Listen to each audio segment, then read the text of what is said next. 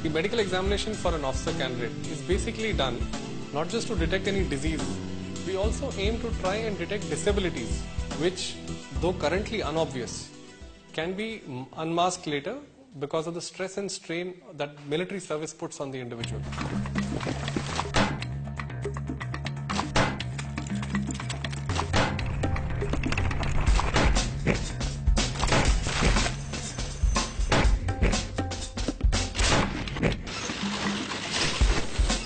You would be surprised to know that the average rates of rejection on medical grounds almost reaches 30%.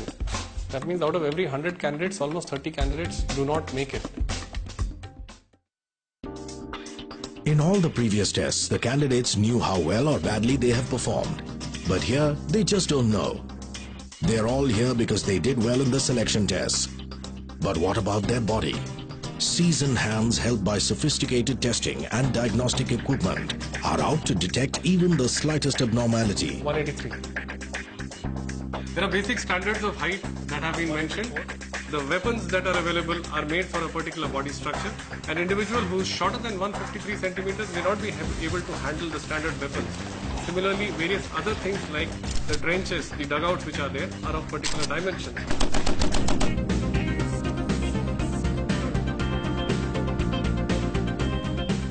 Thereafter, we look at the respiratory system, we examine the chest, we look for the shape of the chest, we examine the circumference of the chest and look for how well the chest can be expanded with a single breath. Take a deep breath. The chest has to expand sufficiently to breathe in enough air. This is necessary as a soldier has to walk, run, trek, carry battle loads and climb mountains. If he fails to inhale enough oxygen, he would get exhausted in no time and turn into a liability for his buddies.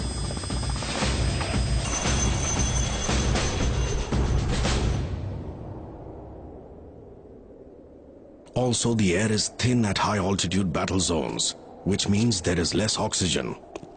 If someone's lungs are not expanding to the optimum, he shall suffer oxygen deprivation. This would seriously compromise his own safety as well as his battlefield performance.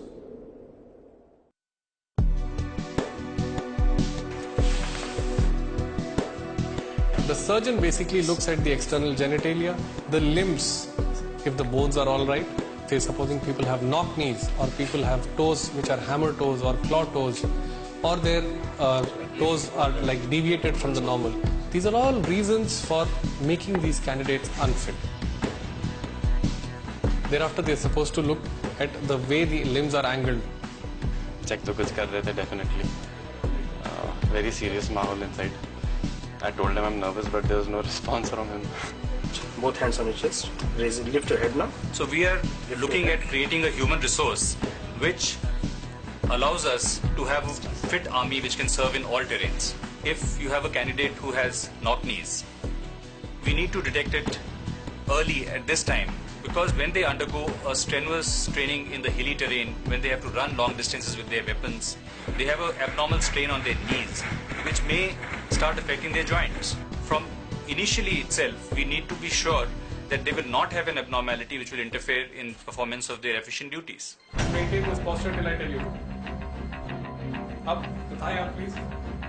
Heel of your front foot will touch the toe of your back foot while you look straight ahead. Tight, tight, tighter. Fine. That's it. Don't break my fingers.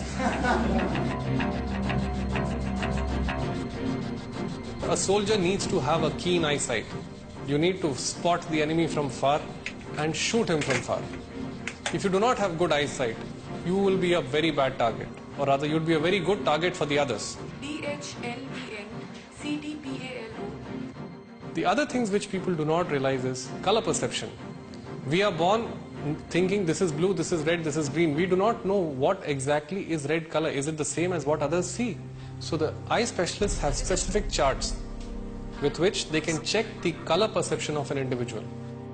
Let's say somewhere in the jungles, if a person is properly camouflaged,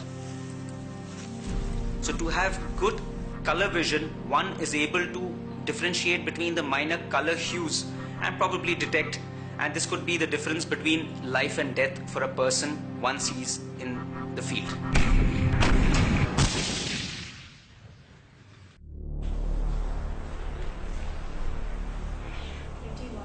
21. 85. A soldier must have a sound sense of hearing in both the ears. The ear canal and eardrums should be free of any damages and deformities.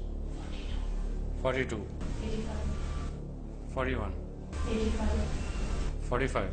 A soldier must be able to clearly hear a wide range of sounds, from a low whisper to a loud bang and all the other sounds in between. The ability to hear clearly can often mean the difference between life and death, victory and defeat in combat situations. The capability to detect the source and direction of sound can be useful in locating targets and estimating their distance for launching attacks.